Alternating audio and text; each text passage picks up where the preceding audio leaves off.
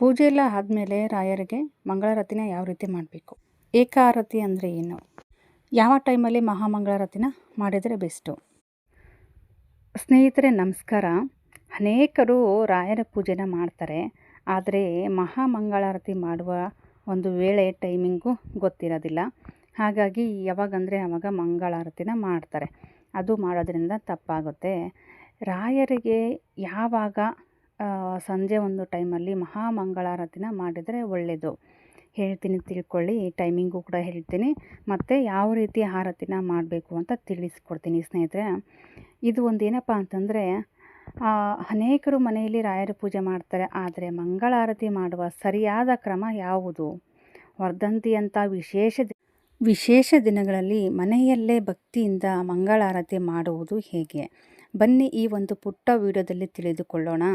ಮಂಗಳಾರತಿಗೂ ಮುನ್ನ ರಾಯರ ಫೋಟೋ ಅಥವಾ ವಿಗ್ರಹಕ್ಕೆ ತುಳಸಿ ಮತ್ತು ಹೂಗಳಿಂದ ಅಲಂಕಾರ ಮಾಡಿ ದೀಪಗಳನ್ನು ಹಚ್ಚಿಟ್ಟು ಧೂಪವನ್ನು ಹಾಕಿ ವಾತಾವರಣವನ್ನು ಭಕ್ತಿಮಯವಾಗಿಸಬೇಕಾಗುತ್ತೆ. ಮೊದಲು ನಾವು ಯಾವ ಆರತಿನ ಮಾಡಬೇಕು ಅಂತ ಹೇಳೋದಾದರೆ, ಮೊದಲು ಏಕಾರತಿ ಅಂದರೆ ಒಂದು ಬತ್ತಿಯ ದೀಪ. ಫಸ್ಟು ನಾವು ಏಕಾರತಿಯನ್ನು ಮಾಡಬೇಕಾಗತ್ತೆ. ಒಂದು ಬತ್ತಿಯ ದೀಪವನ್ನು ಹಚ್ಚಿ ರಾಯರ ಮುಂದೆ ನಿಂತು 3 ಬಾರಿ ಪ್ರದಕ್ಷಿಣೆ ಹಾಕಬೇಕಾಗುತ್ತೆ.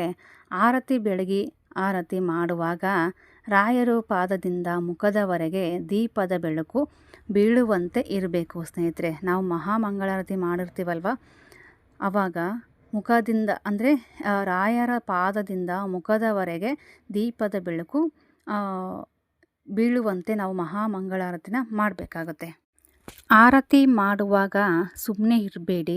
ರಾಯರ ಅಷ್ಟೋತ್ತರ ಅಥವಾ ಶ್ರೀ ರಾಘವೇಂದ್ರಾಯ ನಮಃ ಎಂಬ ಮಂತ್ರವನ್ನು ಪಠಿಸಿ, ಅಥವಾ ರಾಘವೇಂದ್ರ ಗುರು ರಾಯರ ನಂಬಿ ಎಂಬ ಹಾಡನ್ನು ಹಾಡುತ್ತಾ, ರಾಯರ ಯಾವುದೇ ಒಂದು ಹಾಡನ್ನು, ಭಕ್ತಿಗೀತೆಗಳನ್ನು ಹಾಡುತ್ತಾ ಮಹಾಮಂಗಳಾರತಿ ಮಾಡುವುದು ಒಳ್ಳೆಯದು. ಭಕ್ತಿಯಿಂದ ಮಗ್ನರಾಗಬೇಕಾಗುತ್ತೆ. ರಾಯರ ಒಂದು ಮಹಾಮಂಗಳಾರತಿ ಮಾಡುವ ಮುನ್ನ ಭಕ್ತಿಯಿಂದ ಮಗ್ನರಾಗಿ ನಾವು ರಾಯರ ಹತ್ರ ಬೇಡ್ಕೊಳ್ಬೇಕಾಗುತ್ತೆ. ಸ್ತೋತ್ರ ಹೇಳ್ತಾ, ನಮಗೆ ಯಾವುದೇ ಒಂದು ಸ್ತೋತ್ರ ಬರುತ್ತೆ ಅಂದರೆ ಆ ಒಂದು ಸ್ತೋತ್ರನ ಹೇಳ್ಕೊಂಡು ರಾಯರಿಗೆ ಮಹಾಮಂಗಳಾರತಿ ಮಾಡೋದರಲ್ಲಿ ತುಂಬ ಭಕ್ತಿಯಿಂದ ಮಾಡಿದರೆ ರಾಯರಿಗೆ ಒಂದು ಖುಷಿ ಪಡ್ತಾರೆ ಅಂತ ಹೇಳ್ಬೋದು. ಕೊನೆಯಲ್ಲಿ ಕರ್ಪೂರವನ್ನು ಹಚ್ಚಿ ಮಹಾಮಂಗಳಾರತಿ ಮಾಡಿ ಉರಿಯುವಾಗ ರಾಯರ ಸ್ತೋತ್ರದ ಈ ಸಾಲನ್ನು ನೆನೆಯಬೇಕಾಗುತ್ತೆ. ಆ ಸ್ತೋತ್ರ ಯಾವುದಪ್ಪ ಅಂತ ಹೇಳೋದಾದರೆ, ಪೂಜಾಯ ರಾಘವೇಂದ್ರಾಯ ಸತ್ಯಧರ್ಮರತಾಯ ಚ ಭಜತಾಂ ಕಲ್ಪವೃಕ್ಷಾಯ ನಮತಾಂ ಕಾಮಧೇನವೇ ಅಂತ ಈ ಒಂದು ಸ್ತೋತ್ರವನ್ನು ರಾಯರಿಗೆ ಮಂಗಳಾರತಿ ಮಾಡುವ ಮುನ್ನ ಅಥವಾ ಕರ್ಪೂರನ ಹಚ್ಚಿದಾಗ ಈ ಒಂದು ಸ್ತೋತ್ರವನ್ನು ಹೇಳಬೇಕಾಗುತ್ತೆ. ಆರತಿ ಮುಗಿದ ನಂತರ ದೀಪವನ್ನು ಕಣ್ಣಿಗೆ ಒತ್ತಿಕೊಂಡು ಸಾಷ್ಟಾಂಗ ನಮಸ್ಕಾರ ಮಾಡಿ, ಹೀಗೆ ಭಕ್ತಿಯಿಂದ ಮಾಡಿದ ಮಂಗಳಾರತಿ ರಾಯರಿಗೆ ಪ್ರಿಯವಾಗುತ್ತದೆ. ರಾಯರ ಅನುಗ್ರಹ ನಿಮ್ಮ ಮೇಲೆ ಇರಲಿ ಅಂತ ಹೇಳಕ್ಕೆ ಇಷ್ಟಪಡ್ತೀನಿ ಸ್ನೇಹಿತರೆ. ನೋಡಿದ್ರಲ್ವಾ ಮಹಾಮಂಗಳಾರತಿ, ಏಕಾರತಿ ಮತ್ತು ಕರ್ಪೂರದಾರತಿ ಯಾವ ರೀತಿ ಮಾಡಬೇಕು ಅಂತಂದ್ಬಿಟ್ಟು. ಇದೆಲ್ಲ ಮಾಡೋಕ್ಕಿಂತ ಮುಂಚೆ ನಾನು ಟೈಮಿಂಗನ್ನು ನಿಮಗೆ ತಿಳಿಸ್ಬೇಕಾಗುತ್ತೆ. ಟೈಮಿಂಗ್ ಅನ್ನೋದು ಬಹಳ ಇಂಪಾರ್ಟೆಂಟು. ಸಂಜೆ ಟೈಮಲ್ಲಿ ಅಂದ ತಕ್ಷಣ ಸೂರ್ಯ ಮುಳುಗೋ ಅಷ್ಟರಲ್ಲಿ ನಾವು ಮಾಡಿದರೆ ಮುಗೀತಾ ಅಂತ ಅಲ್ಲ ಸ್ನೇಹಿತರೆ. ಮೇಯ್ನಾಗಿ ನಮಗೆ ಟೈಮಿಂಗ್ ಅನ್ನೋದು ತುಂಬ ಇಂಪಾರ್ಟೆಂಟು. ಮಹಾಮಂಗಳಾರತಿ ಮಾಡ್ತೀವಿ ಅಂತ ಅಂದಾಗ ಟೈಮಿಂಗ್ ಅನ್ನೋದು ಬಹಳ ಇಂಪಾರ್ಟೆಂಟು. ಯಾವ ಟೈಮಿಂಗಿಗೆ ಮಹಾಮಂಗಳಾರತಿ ಮಾಡಬೇಕು ಸಂಜೆ ಟೈಮಲ್ಲಿ ಅಂತ ಹೇಳೋದಾದರೆ, 6 ಗಂಟೆಯಿಂದ 7 ಗಂಟೆವರೆಗೂ ನಾವು ಮಹಾಮಂಗಳಾರತಿನ ಮಾಡಿದರೆ ಒಳ್ಳೆಯದಾಗುತ್ತೆ. ಅದಾದ ನಂತರ ನಾವು ರಾಯರಿಗೆ ಯಾವ ಪ್ರಸಾದವನ್ನು ನೈವೇದ್ಯ ಮಾಡಿರ್ತೀವಲ್ವ, ಆ ಒಂದು ಪ್ರಸಾದವನ್ನು ನಾವು ಸ್ವೀಕಾರ ಮಾಡಬೇಕಾಗುತ್ತೆ. ರಾಯರು ಸ್ವೀಕರಿಸಿದಂಥ ಪ್ರಸಾದವನ್ನು ಮತ್ತು ನಾವು ಸ್ವೀಕಾರ ಅಂದರೆ ನಾವು ಉಪವಾಸ ಮಾಡಿರ್ತೀವಲ್ವ, ಉಪವಾಸ ಬಿಡಬೇಕಾಗುತ್ತೆ ಅಲ್ವಾ ಸಂಜೆ ಟೈಮಲ್ಲಿ. ಆವಾಗ ನಾವು ರಾಯರಿಗೆ ನೈವೇದ್ಯ ಮಾಡಿದಂಥ ಪ್ರಸಾದವನ್ನು ನಾವು ಕೂಡ ಸ್ವಲ್ಪ ಸ್ವೀಕಾರ ಮಾಡಿಕೊಂಡು ಅದಾದ ನಂತರ ನಾವು ಉಪವಾಸವನ್ನು ಬಿಡೋದು ಒಳ್ಳೆಯದು. ಇಲ್ಲಿ ನೋಡ್ತಾ ಇರ್ಬೋದು, ನಾನು ಪೂಜೆ ಮಾಡಿರುವಂತಹ ರಾಯರ ಒಂದು ವರ್ಧಂತಿ ದಿನ ಸ್ನೇಹಿತರೆ. ಎಷ್ಟೊಂದು ಹೂವನ್ನು ಏರಿಸಿದ್ದೆ ಅಂದರೆ, ಬೆಳಗ್ಗೆ ಸ್ವಲ್ಪ ನನಗೆ ಹೂವು ಸಿಕ್ಕಿರಲಿಲ್ಲ, ಹಾಗಾಗಿ ನಾನು ಸ್ವಲ್ಪ ಇದು ತುಳಸಿ ಒಂದು ದಳವನ್ನು ಏರಿಸಿದ್ದೆ. ಅದಾದ ನಂತರ ಹೂ ಸಿಕ್ಕಿದ ನಂತರ ರಾಯರಿಗೆ ತುಂಬ ಚೆನ್ನಾಗಿ ಹೂವನ್ನು ಏರಿಸಿದ್ದೆ. ರಾಯರು ಅನುಗ್ರಹದಿಂದ ನನಗೆ ಹೂ ಪ್ರಸಾದನ ಕೊಟ್ಟಿದ್ದಾರೆ ಅಂತಲೇ ಹೇಳ್ಬೋದು. ಹಿಂದೆ ವಿಡಿಯೋದಲ್ಲಿ ನೋಡಿರ್ತೀರ ಹೂವನ್ನು ಎಷ್ಟು ನೀಟಾಗಿ ಏರಿಸಿದ್ದೆ, ಅಂದರೆ ಹೂವನ್ನು ಎಷ್ಟು ನೀಟಾಗಿ ಇಟ್ಟಿದ್ದೆ ರಾಘವೇಂದ್ರ ಸ್ವಾಮಿಗೆ. ಆದರೆ ಹೂ ಪ್ರಸಾದನ ನನಗೆ ಕೊಟ್ಟರು ರಾಯರು ಅಂತ ಹೇಳ್ಬೋದು. ವಿಗ್ರಹ ಮೇಲೆ ತುಳಸಿ ದಳ ಒಂದು ಬಿಟ್ಟರೆ ಯಾವುದೂ ಒಂದು ಹೂವು ಕೂಡ ಇರಲಿಲ್ಲ ಸ್ನೇಹಿತರೆ. ಮೇಲೆ ಫೋಟೋಕ್ಕಾದರೂ ಅಷ್ಟೇ ತುಂಬ ಚೆನ್ನಾಗಿ ಹೂವನ್ನು ಇಟ್ಟು ಅಲಂಕಾರ ಮಾಡಿದ್ದೆ.